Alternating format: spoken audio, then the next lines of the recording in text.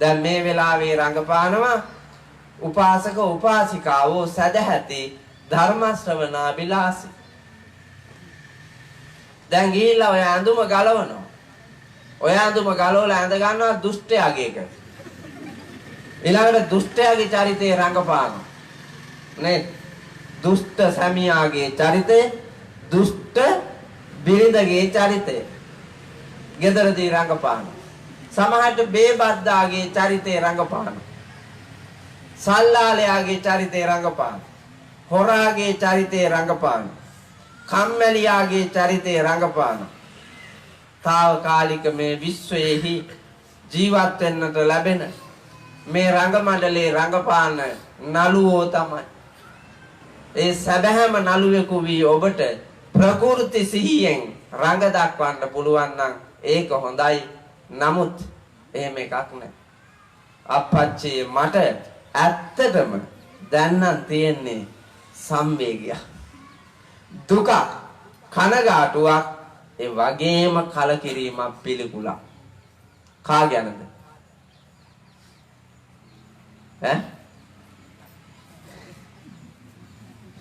කට්ටා පිටිය ගැන නෙමෙයි. මුළු රටම ගැන. මුළු රටම ගැන මට තියෙන්නේ කලකිරීමක්. භික්ෂු පරම්පරාවට පිස්සු වාගේ. බහුතරයක් භික්ෂූන්ට පිස්සු වාගෙන පොඩි හාර. හොඳට බලාගෙන ඉන්නකෝ සංඝයා වහන්සේලාට වෙලා තියෙන දේ. ඈ දැන් අර කිරිබත් කන එකේ හාමුදුරුවෝත් ඉන්නවා. අද එදා කිරිබත් කාපු එකෙත් හිටියා. එතකොට දැන් මිනිස්සු කාගේ කිරිබත්ද පිළිගන්නේ? ඈ හාමුදුරුවෝ කොළ පාට, නිල් පාට, රතු පාට වෙන්න බෑ පුතා. හාමුදුරුවෝ ලෞතුරා තථාගත අමාමෑණී බුදුරජාණන් වහන්සේ පෙන්වා වදාළ කසාවතේ පැහැයෙන් ඉදුණු නුගපල වර්ණයෙන් යුතු පැහැයෙන් උන්වහන්සේ දේශනා කොට වදාළ විවස්ථානුකූලව විනය ධර්ම ඇතිව එක මගක එක පක්ෂයක ගමන් කළ යුතු පිරිසක්. නමුත් උන්වහන්සේලාටද ඔල්මාදේ ඇවිත් නිසාවෙන් උම්මත්තක භාවයේ පිස්සු ඇවිස්සලා නිසාවෙන් උන්වහන්සේලාද බෙදලා බෙදෙන තැන විනාශය ළඟයි. කැඩෙන තැන හානිය වැඩි. සමගිය බලය වේ සම විට සපත ඇති වේ. අසමගිය දුක වේ එයින් සමතම විපත් සිදුවේ. අසමගිය ඇති තැන විපත් වැඩි. ඒක අපේ රටේ භික්ෂු භික්ෂුණී උපාසක උපාසිකා කියන සිව්වනක් පිරිසෙන් සදුම්ලක් කෝටි 2ක් ජනී ජනයා අධ්‍යයනය කිරීමෙන් මනාව පැහැදිලි වෙනවා. මට පෙනෙන්නම බැරි ජාතිය සිංහල බෞද්ධ. ඒයි ස්වාමීන් වහන්සේ. ඔබ වහන්සේලාට දන් දෙන්නේ සිංහල බෞද්ධ නේද? සිව්පසය පිරිනමන්නේ සිංහල බෞද්ධ නේද? අපි ගොඩාක් දුක් විඳලා දහඩිය මහන්සියෙන් හරි හම්බ කරන දේ අග්‍ර කොටස ඔබ වහන්සේලාට ප්‍රණීත විදියට ලස්සනට පිරිසිදුව පූජා කරනවා නේද? එහෙම කරලා තියෙද්දිත් පෙන්නන්නම බැරි જાතිය අපිම කියා කීම ගැළපෙයිද කියලා ඔබට අහන්න ඉඩ තියෙනවා නේද? නෑ ගැළපෙනවා. ඇයි දන්නවද? ඔයාලගෙන් බත් කාපු හින්දා ඔයාලගෙන් සිව්පසේ ලබාපු හින්දා තමයි මේක වැඩිපුර දැනෙන්නේ හිතට. ඇයි? අපිට සිව්පසේ දීපු ඔබ අපායට යනවා. ඔබ විනාශයට යනවා. ඔබ නරකාදියට යනවා. ඔබ දුක් විඳිනවා. දකින්න එක නෙමෙයි අපේ පැතුම. අපේ පැතුම සබ්බ දුක්ඛ නිස්සරණ නිබ්බාන සච්ච කරණත්තාය ඉමං කාසාවං ගහෙත්වා පබ්බා ජේතමං බන්තේ අනුකම්පං උපාදාය. පැවිද්ද අරගෙන නිවනට යෑමයි අපි දිවුරුන් දීලා ඉල්ලගෙන තියෙන්නේ. ඒ දිවුරුන් දීලා අපි ඉල්ලගත්ත පැවිද්දට බුදුහාඳුරුවෝ මගක් කියලා දුන්නා. චරත භික්ඛවේ චාරිකං බහුජන හිතාය බහුජන සුඛාය අත්තාය හිතාය සුඛාය දේව මනුස්සාය. සියලු දෙව් මිනිසුන්ගේ සපත සතුට සැනසීම ප්‍රීතිය නිදහස නිර්වාණය වෙනුවෙන් මගක් ගානේ ගමක් නිගමක් ගානේ වඩිමින් ධර්මඥානය ලබා දෙන්න. ඒ කටයුත්ත කරන්නට දිවාරෑ වෙහෙසෙනකොට ඔබ වඩා අපාගාමී ලකුණු පෙන්නනකොට දැනෙන්නේ කලකිරීමක් විනා සතුටක්ද? නෑ. එහෙම දැනෙන්නේ කලකිරීමක්. මං කී කතාව සනාත කොට දක්වන්න ඕන උදාහරණ කියන්න. මලගම් දෙකක් තිබ්බානේ. අර පැත්තේ මේ පැත්තේ. අමනුකොලේ හාමුදුරුවෝ එහා පාංශු කූල ගෙදර ඉන්නවා. ලොකු හාමුදුරුවෝ මේ පාංශු කූල ගෙදර ගිහිල්ලා ආවා. ඔය පාංශු කූල ගෙවල් දෙකේ ඔබ මේ දිනවල ඇවිද්දා නම් රෑ පිරිමි 75ක් බීලා ඉඳ මොන මරණාධාර සමිති පිට සමිති තිබ්බත් මොන ආගමට දහමට අනුකූලව බණ කියලා තිබ්බත් නීති රීති රටේ කොච්චර තිබ්බත් නැති බැරිකම් ඉහට උඩින් තිබ්බත් දුක්ගින්නක් ගමට කොච්චර ඇවිලී තිබුණත් මෙවුන් බේබද්දෝනේ හිටි නෙමෙයි. ඒකේමයි. රටේ යව මගුලක් තිබ්බොත් වැඩි කොටසක් බේබද්දෝ. මගුල් ගෙයක් තිබ්බොත් වැඩි කොටසක් බේබද්දෝ. වැඩිවිය පැමිණෙන දැරිවියකගේ මංගල්‍යයක් තිබ්බොත් වැඩිපුර බේබද්දෝ. පෙරහැරක් පැවැත්වුවොත් ජාතික උත්සවයක් තිබ්බොත් ආගමික උත්සවයක් තිබ්බොත් වැඩිපුර ඉන්නේ බේබද්දෝ. ඉතින් පුතේ සතුටු වෙන්න පුළුවන්. ඒ බේබද්දෝ සියලුම දෙනා මුස්ලිමුත් නෙමෙයි දෙමළත් නෙමෙයි. සිංහලයෝමයි. ඔයාලා මලගම් වලට සහභාගී වෙලා තියෙනවද මුස්ලිම් දෙමළ? ගිහිල්ලා තියෙනවා නම් දකින්න ඇති. මං සහභාගී වෙනවා. වසරකට අවම වශයෙන් 10ක් 15කට වත්. එක මිනිහෙක් බීලා නෑ පුතා. ඒ මලගමක මලගම තියාගෙන රස්තියාදු කර කර බූරුවා ගහන්න කසිප්පු බොණ්ඩ යොදන්නේ නෑ.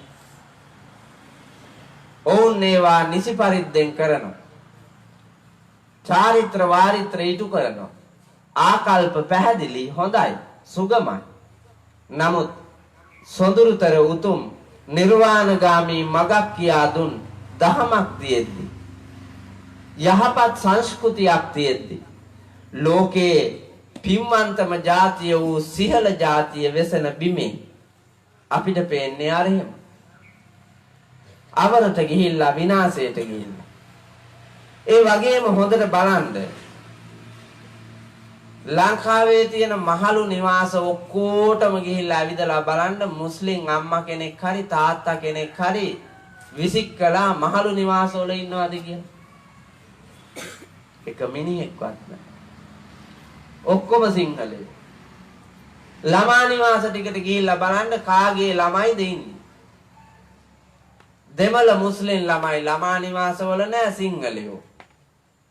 එතකොට ගෑනු ළමයිව වදලා විසිකලා තියෙන්නේ මහමගට අන්ජාතිකයෝද මේ ජාතිකයෝද අන් ආගමිකයෝද මේ ආගමිකයෝද පින්නතුනි පව් දෘෂ්ටීන්ගෙන් පිරීලා බණ ඇහුවාට ආගමික වතපිළිවෙතේ යෙදුනාට ආධ්‍යාත්මයේ තහවුරු කරගෙන ගොඩනගාගෙන පාපයෙන් තොරව පිනට බරව ගමනක් යන බවක් පෙනෙන්නට නැහැ. ඒ නිසා වහවහ කළ යුත්තේ අඩුපහඩු ස්වකීය ජීවිත වලින් දුරුකොට නිර්වාණගාමී සතුට උදාවන පරපුරක් තනන්නටත් ඔබේ ජීවිතය නිර්මාණය කරගන්නටත් වෙහෙසෙන්නට ධර්මානුකූල වීමයි. ධර්මයේ හැසිරෙන්න පින්නතුනි හරිම ලාභයි සතුටයි ප්‍රීතිමත් ජීවිතය ලස්සන වෙනවා. මිනිස්සු හිතනවා පිටුපාපුවාම ලස්සනයි කියලා. නෑ. ධර්මයට පිටුපාපුවාම ඔක්කොගෙම ජීවිත විනාශයි. මම ඒකයි අර මුලින් කිව්වේ.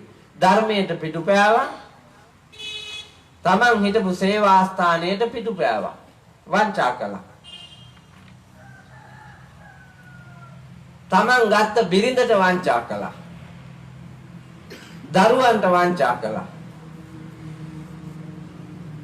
ලෞකික රාගික සැපපතා සමාජ විරෝධීව නීති විරෝධීව සංස්කෘතියට පටහැනිව ආගමට දහමට පටහැනිව ගෙවල් ගානේ ගියා. ඒකේ අනිසි ප්‍රතිඵලයේ විපාක දීලා ගිනි තිබ්බා මිනිස්සු අල්ලලා. දැන් විඳවනවා. බන ඕනද පුතා කියන්නේ ගැන? බන ඕනේ. දෘශ්‍ය චරිත වලින්ම දෘශ්‍ය දර්ශන වලින්ම මිනිසුන්ට පාඩම් ඉගෙන ගත්තා. මේ සමාජයේ පේන බොහෝ දර්ශනයන්ගෙන් අපේ ජීවිතය ඕනනම් අපිට හදාගත්තා. බේබත්තේ දකින්නකොට, බොරුකාරයේ දකින්නකොට, සත්ව ඝාතකයේ දකින්නකොට, ඒ වගේම සට කපට කෛරාටික ක්‍රියාකාරකම් කරන්නන්ට සමාජයෙන් ලැබෙන අක්‍රෝෂ පරිභව නින්දා අපහාස කැනහිලිකම් පේනකොට නීති විරෝධීව සමාජයේ හැසිරෙනකොට මගතොටේ යනකොට වාහන පදවනකොට සේවා ස්ථානයේ සේවාව නීති විරෝධීව කරනකොට අල්ලස් ගන්නකොට දූෂණ කරනකොට ලැබෙන දඬුවම් වල ඵල විපාක ඔබට කියන්නට වෙනම බණ වෙනම සූත්‍ර ඕනේ ඇහැට පේනවා.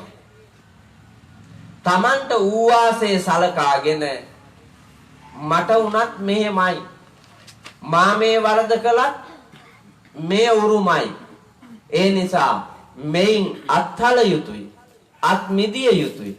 දුරස්ත විය යුතුයි. ඈත් විය යුතුයි කියලා හිතා ජීවිතේ තනන්නට බැරිද? පුළුවන්.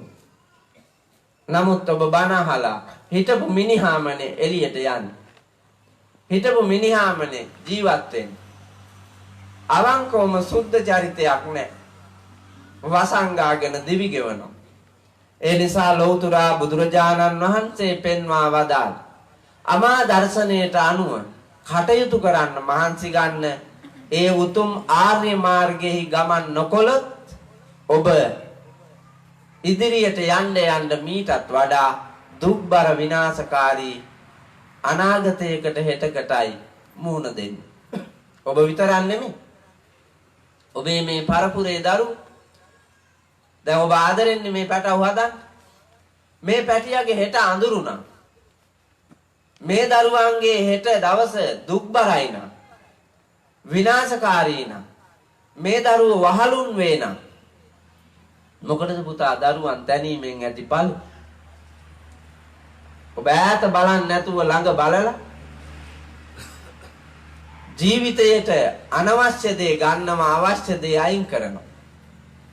අවසානයේ වසර 10ක් 12ක් යනකොට පව් හෙටක් තියෙනවා. දැන් අරගොල්ලොම කියනවා නේද? අරගොල්ලොම කියනවා මුල් කාලයේ තිබුණු පිම්මන්ත ව්‍යවස්ථාව විනාශ කළ බැවින් ආත්මාර්ථකාමීව තනන ලද අලුත් විශේෂිත කරණයන්ගෙන් යුතු ව්‍යවස්ථාවන් නිසාවෙන් අන්තෝ ජටා බහි ජටා ජටාය ජටිතා පජ ඇතුළත් ගැට පිටත් ගැට ගැටවලත් ගැට ලියා ගන්න බෑ කියලා කියනවා. ලෞතුරා බුදුරජාණන් වහන්සේ අනුදැන වදාළේ එයමයි. අලුත් එව්වා එක්කහු කරන්න ඕනන්නෙත් නැහැ. තියෙන එව්වා විනාශ කරන්න ඕනන්නෙත් නැහැ. මා මේ දේශනා කරන වදාළ උතුම් දර්ශනය සදාතනික ලෝක සත්‍යයයි. ඒ අනුගමනය කිරීමයි අවැසි වෙන්නේ. ඒ නිසා ධර්මයේහි පිහිටා ධර්මයට අනුකූලව ගමන් කළ යුතුයි. නොයසේ නම් ඔබට ඉතිරි වෙන්නේ හීනෝ, ගම්මෝ, පෝතුජ්ජනිකෝ, අනරියෝ, අනත්ත සංහිත. ද්වේමේ භික්කවේ අන්තා පබ්බජිතේන නසේවිතබ්බා යෝ ඡායං කාමේසු කාම සුකල්ලිකාන යෝගෝ හීනෝ ගම්මෝ පෝතුජ්ජනිකෝ අනරියෝ අනත්ත සංහිතෝ. ධම්සප්පවතුන් සූත්‍ර දේශනාවේදී විස්තර කරනවා සැප දෙන්න ගියාම මේ කුණු වෙන ශරීරයට, සැප දෙන්න ගියාම ලෙඩ බහුල මේ ශරීරයට, සැප දෙන්න ගියපුවාම දි รา පත් වෙන මරණයට යන මේ ශරීරයට ඔබට ඉතුරු වෙන්නේ හීනෝ, ගම්මෝ, පෝතුජ්ජනිකෝ, අනරියෝ, අනත්ත සංහිතෝ. ඒක තමයි උරුම වෙන්නේ. හීනෝ පහත් මිනිහෙක් වෙනවා. සැප දෙන්න ගියපු ගමන් පමන ඉක්මවා පුතා පහත් මිනිහෙක් වෙනවා. බලන්නකො ඔයාලගේ ගමේ රටේ අනියන් සම්බන්ධතා තියෙනවා නම් සැප දෙන්නනේ අනියන් සම්බන්ධතා ගොඩනගා ගන්න පමන ඉක්මවා. ඒ මිනිහට ගෞරවයක් තියෙනවද? නෑනේ, පහත් කොටනේ සලකන්නේ. ශරීරයට සැප දෙන්න හිතාගෙන අරක්කු බොනවා නම් 365 දවසේම ගෞරවයක් තියෙනවා. නෑ. අරක්කු බොන්නේ ඇයි? සැපයි කියලා. මෝඩයා හිතනවා සැපයි කියලා. පුදුම මෝඩකමක් නේ පුතා ඒක. පුදුම අඥානවන්තකමක්. මෙහෙම ගොන් જાතියක් මම නම් දැකලම නෑ. ඇහැට පෙනී කරන මෝඩ වැඩ. ජීවිතයේ වටිනා ජීවිතයට කරන හානි. ධනය විනාශ කරගෙන, කාලය විනාශ කරගෙන, සමාජ තත්ත්වයේ ගෞරවය විනාශ කරගෙන, නිරෝගී ශරීරය රෝගාබාධයන්ට පත් කරගෙන ගෙවාලන මේ පව් ජීවිතය මේ මිනිහට තේරෙන්නේ නැන්නේ මනුලොව ඉපදිලා සතෙකුගේ ඔළුවක් තමා තියෙන්නේ මනුලොව ඉපදුනාට. ක්‍රියාවන් සතෙකුගේ. බුදුරජාණන් වහන්සේ අනුදැන වදාරනවා පින්නතුනි, වසල කර ධර්මවල රොඩියෙක් වෙන විදිය. රොඩියෙක් වෙන විදිය. නජජ්ජා වසලෝ හෝති නජජ්ජා හෝති බ්‍රාහ්මනෝ. කම්මනා වසලෝ හෝති කම්මනා හෝති බ්‍රාහ්මනෝ. රොඩියා තෝරන්න පුළුවන් වෙන්නේ කරන වැඩවලින් මිසක් පින්නතුනි උපතින් නෙවෙයි. කරන වැඩ අනුව තමයි රොඩියෙක් වන්නේ. ඒ වැඩවල තියෙනවා බුදුරජාණන් වහන්සේ දේශනා කරලා පින්නතුනි ධර්මතා 30 ගාන වසල කර ධර්ම. එව්වා එක්කන් ගලපා බලනකොට කට්ට පිටියේද වසලයෝ නැත්තේ නෙවෙයි. කට්ට පිටියේද වසලයෝ බොමයි.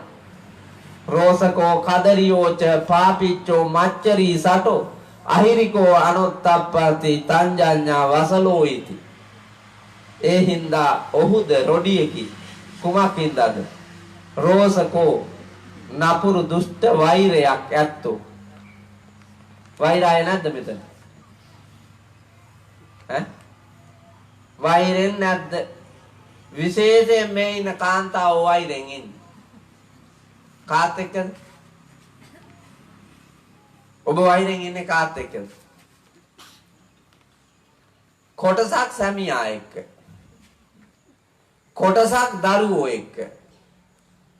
කොටසක් ලේලිත් එක්ක නන්දම්මත් එක්ක.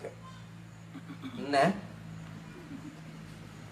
සියලුම නන්දම්මලා බලන්න ලේලි දිහා. සියලුම නන්දම්මලා ලේලි දිහා බලන්න. කොල්ලට ගෙනාපු, කොල්ලන්ට ගෙනාපු ගෑනු දිහා බලන්න. දැන් මෛත්‍රිය උපදින්නේ ඈ ලේලිලා බලන්න නන්දම්මා දිහා.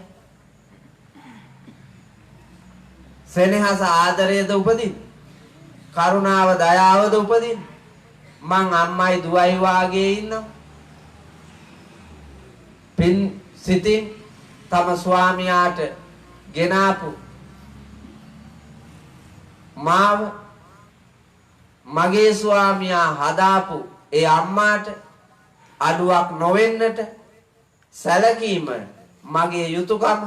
ඒ නිසා මගේ නැන්දම්මා නොව ඇයද මගේ අම්මාය කියන දැක්මෙන් සලකනවා. මගේ කොල්ලාට ගෙනාපු කෙල්ල මගේ කොල්ලාගේ මුළු ජීවිත කාලයම සතුටින් සැනසීමෙන් ප්‍රීතියෙන් රැකවරණයක් ඇතිව මම බලාගෙන හැදුවා වැඩුවාසේම කොල්ලාගේ අනාගත දිවි පෙවතම සරු කරන්න ආපු මේ කෙල්ල මගේම දුවක් වාගේ මා ආදරෙන් රැක බලාගෙන අවවාද අනුශාසනා කොට යහපතෙහිම පිහිටුවාලිය යුතුයි කියා ඔබට පේනවද? බලන්න කොහොමද පේනවද කියලා. නෑ සියලුම පිරිමි බලන්නකෝ ඔයාලගේ නෝනයි ඔයාලගේ අම්මයි දෙන්න මිත්‍රදාමෙන් ඉන්නවද? හාමුදුරුවනේ බනටවත් ඕකිලා මතක් බනටවත් ඕකිලා නම් මතක් කරන්න එපා කියලා හිතෙනවා ඇති වෙලාවකට. ඒ තරම් කලකිරිච්ච පිරිමි ඉන්නවා මන් දන්නවා අප්පා. ඇයි ගෑනිත් ඕන අම්මත් ඕන. දෙන්නාම බේර ගන්නට ඉඩකුත් නැහැ. ඇයි දෙන්න හපා ගන්නවනේ? කා ගන්නවා. එක කූඩුවක එක වත්තක ඇහි මානෙකවත් තියන්න බෑ. කුළු වෙලා නපුරු වෙලා දුෂ්ට වෙලා ඉන්නේ. බැඳලා තියාගෙන ඉඳලා ඇතෑරිය ගමන් කණ්ඩ පටන් ගන්නවා. හපා ගන්නවා. ඒ පවුලෝකයෙන් අත මිදෙන්න ඕන පුතා. නින්දා සහිතයි. පහත් කොට සලකන්නේ හීනෝ කියලා කිව්වේ ඒකයි. ගම්මෝ එක තැන පල් වෙනවා. ලගිනවා. දියුණුවක් නැහැ. සම්වර්ධනයක් නැහැ. එක තැන පල් වෙන ලගින ගතියක් නෙමෙයිද බලන්නකො තියෙන්නේ. අපි නෑනේ හාමුදුරනේ අපි දියුණුනේ බලන්නකො පාර කාපට්. පන්සල වෙනදට වඩා ලස්සනට හදලා ටයිල් කරලා බුමුතුරුණු දාලා පිළිවෙලයි. අපේ ගෙවල් උනත් බලන්නකො තාට්ටු 1 2 3 සුර විමන් වගේ. ඒ ඔක්කොම තියෙන ඔබ බලන්නකො මනුස්ස ලෝකයේදී මිනිස්සුත් ඉතුරු වෙලා ඉන්නවද කියලා දියුණු වෙලා. මිනිස්සු නෑනේ පුතා ගේ ඇතුලේ. පන්සල ඇතුලේ. කාර්යාලය ඇතුලේ. මහා මග. පේන්නේ මෙච්චර මරුණද පුතා ඉස්සර මිනිස්සු පාරේ? මරුන්නේ. ගෙවල් වල මෙච්චර සියදි විනාසා ගත්තද ආරවුල් තිබ්බද අන කොටා ගත්තද උසාවි පිරුණද බන්ධනාගාර පිරුණද? නෑ. මොකක්ද අඩුව? අඩුව ධර්මයේ. අඩුව සත් ධර්මයේ. ධම්මෝසද සමන්නත්ති ඒතම් පිවත බික්කවේ. ධර්මයේ නැමැති ඖෂධය පාවිච්චි නොකරන බැවින් සමාජයට ලෙඩ වැඩි. ලෝකයට ලෙඩ වැඩි. කරදර වැඩි. පීඩා වැඩි. අකල් වියෝ වැඩි. මැරෙනවා වැඩි. දුක් විඳිනවා වැඩි. එනිසා නුවණින් දැකලා ඕනෑ ඖෂධයයි තෝරාගත යුත්තේ. අපි ගාව තියෙන්නේ පල් වෙන ගතිය කිව්වේ ඒකයි. ඉගෙන නම් ගන්නවා. ඉස්කෝලේ යනවා. ශිෂ්‍යත්වෙත් පාස් වෙනවා. අපි චූටි කාලේ ශිෂ්‍යත්ව පාස් වෙනවා දැක්කෙත් නෑනේ. දැක්කේ නෑ. සාමාන්‍ය පෙළ පාස් වෙච්ච එකේ හොයන්න දුර්ලභයි. දැන් ගමේ ඔක්කොම සාමාන්‍ය පෙළ පාස්. උසස් පෙළත් පාස්. ඒද බීද සීද බෝමයි. උපාධිද එමටයි. හරකුන්ද බෝමයි. ගම්වල. ඒ වගේම හරකුන්ද බෝමයි. පළක් නැත. නැත්තම් පුතා හොඳ දේ තියෙන්න එපැයි ගමේ. නිර්මාණය වෙන්න එපැයි. කම්මැලි නැති, දිරිය ඇති, ආදි මුතුන් මිත්තෝ වවාපු වතු කුඹුරු ඊටත් වඩා අලංකෘතව නිර්මාණශීලීව වවා තියෙන්න එපැයි. එහෙම නැහැ. හැමෝටම සතුට සැනසීම ඇති වෙන විදියට බෙදා හදා ගැනීමක් තියෙන්න එපැයි. එහෙම නැහැ. එක තැන පල් වෙන ගතිය. ඔය එලි දකින්න විශ්වවිද්‍යාල ශිෂ්‍යෝ උපාධිය අරගෙන එළියට එනකොට අලුත් ලෝක නිර්මාණය වෙන්න ඕනේ. පොතපත එලි දකින්න ඕනේ. නිර්මාණශීලී ක්‍රියාකාරකම් තියෙන්න ඕනේ. ඉංජිනේරුවෝ යහපත් ඉංජිනේරු ශිල්පයකින් මගතොට තනන්න ඕනේ. ඇලදොල ගංගා කෙත්වතු වෙල් කුඹුරු තනන්න ඕනේ. වෛද්‍යවරු නිරෝගී ජන සමාජයක් නිර්මාණය කරන්න ඕනේ. දුක වේදනාව කරදර මිනිස්සුන්ට නැති. ගුරුවරු අල්පේච්ඡතාවයෙන් මහත් වූ සත්තානුකම්පාවෙන් ශිෂ්‍යයා කෙරෙහි පතල කරුණාවෙන් අධ්‍යාපනය ලබා දෙන්න එපා. දැන් උගන්වනවා එහෙම. ආන්දක අපේ ඉස්කෝලේ ආන්දරන්නේ එහෙම උගන්වනවාද කියලා. ඉස්කෝලේ ගුරුවරු එහෙම උගන්වනවා නම් ආන්දරොන්ට පේනවා. මාත් ඉස්කෝලේ ඉඳ පේනවා මටත් පේනවා. ලෝකෙ දිහා බලාගෙන ඉන්නකොට හොඳට පේනවා. ඉස්කෝලේ උගන්වන්නේ නැහැ. පාරේ උගන්වනවා. මඩු වල උගන්වනවා. සල්ලි වලට මිසක් අධ්‍යාපනය මහත් කරුණාවෙන් දෙන්න. ගුරුවරයා මොකද ගුරුවරයා කියන්නේ? ගුරු කියන්නේ කළුවර. වරයා කියලා කිව්වේ වරණය කිරීම නැති කිරීම. ශිෂ්‍යයාගේ ජීවිතයේ මෝහය නැමැති අඳුර නැතිකොට ප්‍රඥාව නැමැති ආලෝකය දල්වන්නා ගුරුවරයා. ඒකට තමයි ගුරුවරයා කියලා කියන්නේ. නමුත් සල්ලි වලට මිසක් ගුරුවර නැහැ. ඒ පෞලෝකයක් නිර්මාණය වුණේ ආත්මාර්ථකාමී පෙරේත ගති හින්දා. ඒ නිසයි මේක පල් වෙන්නේ. දැනුම, ආකල්ප, කුසලතා. මේවානේ තියෙන්න ඕනේ. ප්‍රඥාවන්තයෙකුට තියෙන්න ඕනේ මේවා. දැනුම, ආකල්ප, කුසලතා. දැන් දැනුම තියෙනවා. ආකල්ප කුසලතා නැහැනේ පුතා. එහෙනම් වෛද්‍යවරයාට දැනුම තියෙනවා ලෙඩේ හොඳ කරන්න. ආකල්පයක් නැහැ. ලෙඩාව හූරා කන්න හොඳ නැහැ. ලෙඩාව මරාගෙන කන්න හොඳ නැහැ. ලෙඩාගෙන් අයුතු ප්‍රයෝජන ගන්න හොඳ නැහැ කියන ආකල්පේ නැහැ. මා ලෙඩාට වෙදකමට වඩා හෙදකම දැක්විය යුතුයි. කරුණාවෙන් මා ඒ කටයුත්ත පින්සිතින් කළ යුතුයි. ආකල්පේ නැහැ. ගුරුවරයාටද එහෙමයි. දේශපාලඥයාටද එහෙමයි. සමහර භික්ෂූන්ටද එහෙමයි. මේ රටේ එක ශේත්‍රයක් නෙමෙයි හැම ශේත්‍රයේම යම් ප්‍රමාණ වලින් සමහර පුජ්‍යල ජීවිත විනාශ කරගෙන තියෙන්නේ බහුතරයක් ඒ ගොඩේ නිසා සමාජය යන්නේ අවරට. සමාජය යන්නේ විනාශයට. ඒ නිසා පින්නතුනි එකතැන පල් නොවෙන්නයි ඕන. අර ආදී අපේ මුතුන් මිත්තෝ අවුරුදු දහස් ගානකට පෙර කළ නිර්මාණයක් නොතිබ්බා නම් අපිට රටක් තියෙයිද පුතා? අපිට තියෙයිද වැව? අපිට තියෙයිද ඇලක් දොලක් ගඟක් කෙතක්? නෑ. ගහක් කොලක් තියෙයිද? නෑ.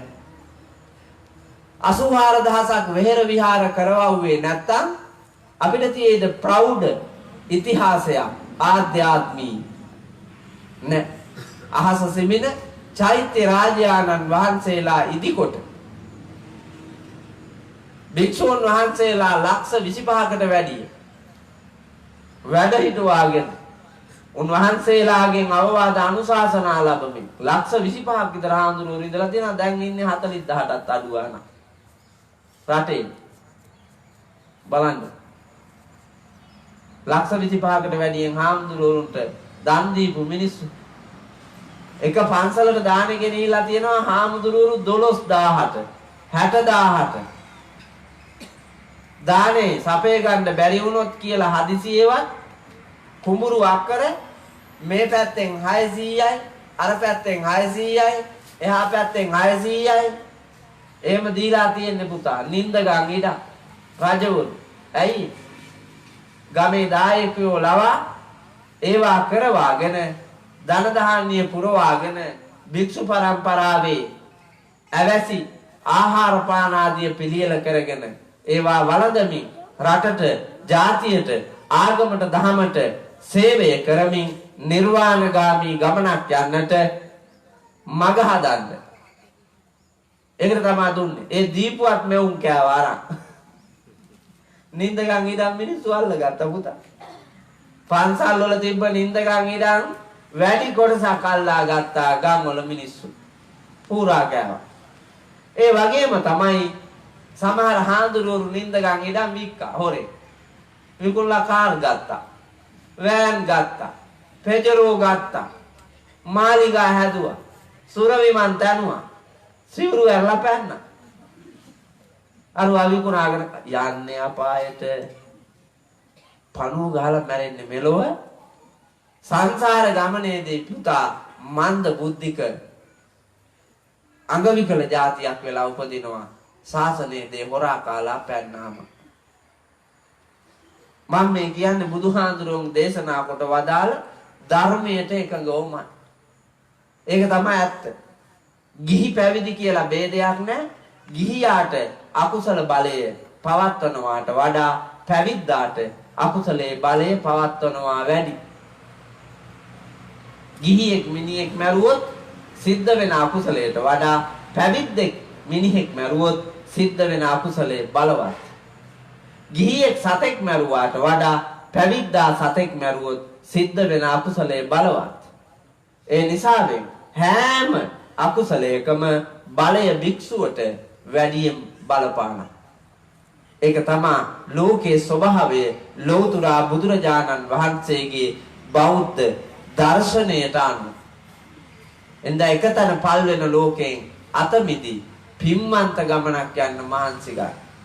ඒකයි මං කිව්වේ මුතුන් මිත්තෝ අගයන්, වැඩිහිටියෝ අගයන්, කුලදෙටුවෝ අගයන්, සංස්කෘතික ජාතික සිරිත් විරිත් හාර අවුස්සලා බලලා අපේ කමට සලකන්න මහන්සි ගන්න.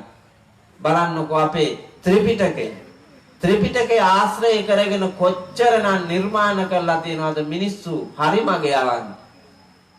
මිනිස්සු නිවැරදි පාරේ යවන්න. මිනිහෙක් පැලක ඉඳලා කවියක් කිව්වොත් ඒ පැල් කවියේද තියෙන්නේ බුදුබණ. කරත්තයක් කෙලෙව්වොත් කරත්ත කරුවාගේ තියෙන්නේ බුදුබණ. තොටියෙක් ඔරුවක් පැදෙව්වොත් ඒකේ තියෙන්නේ බුදුබණ. නානා කර්මාන්තයන්හි ඔවුනොවුන්ගේ ජීවිත ගමනේ ඔවුන් එලි දැක්කුවේ ලෝතුරා තථාගත අමාමෑණියන් වහන්සේ පෙන්වා වදාළ පාපයෙන් අත මිදී නිර්වාණගාමී ගමනක් යන ඒතියා බඹර කපන මිනිහා කියනවා අම්මා පල්ල බඹරුන් අත වරද නැති කැලේ තියෙන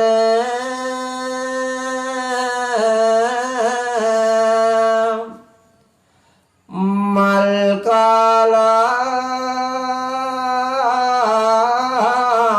උන්දකෙති අනුන් කරන ගොවිතැනකට